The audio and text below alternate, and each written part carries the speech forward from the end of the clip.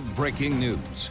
And tonight, that local breaking news happening out of Richmond, where for the second night in a row, police are investigating a shooting at Gilmer and West Marshall Streets. That's near VCU's Monroe Park campus. That's where we find Desiree Montilla live.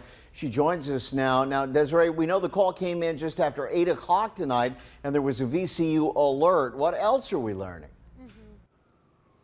Kurt and Makia, in that same VCU alert sent out over an hour ago, we're learning that a homicide happened here in the 400 block of Gilmer Street, and that a suspect was last seen running west in an alley between Marshall and Clay Streets. And as you can see right here behind me, the scene is still pretty active. I'm going to take a step outside of the camera just so you can see. You can see one of the police cars right here, and you can see some crime scene tape and a few officers standing there as they continue to investigate what exactly happened. And I'm going to ask you to take a look at your screens. This is how it looked earlier this evening when our crew arrived on the scene. According to the VCU alert, police received multiple calls about a shooting that happened in the 400 block of Gilmer Street at 8:13 this evening and found a victim that died from their injuries. A neighbor tells me he was in his house on West Marshall Street when he heard 7 to 8 gunshots. But this is not the only incident that happened on this street. If you'll remember, just 24 hours ago, Richmond police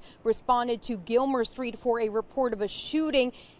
And when officers arrived to the scene, they found a man with gunshot wounds, and he was pronounced dead at the scene. And police say the suspect connected to that shooting is in custody, and they're investigating it as a homicide at this point. Now, a man who lives nearby tells me he's lived here since 1976 and has never seen anything like this.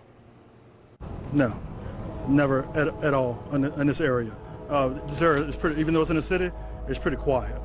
I mean, you might have your few people maybe checking your car doors, but as far as murders, never. Now, the big question tonight is whether or not these two shootings are connected to each other, and we're still working to get those details as police are still investigating on the scene tonight. But we're going to make sure we get you those updates as soon as we get those on our website, NBC12.com. Live and on your side in Richmond tonight, Desiree Montilla, NBC 12 News. All right, Desiree, keep us posted.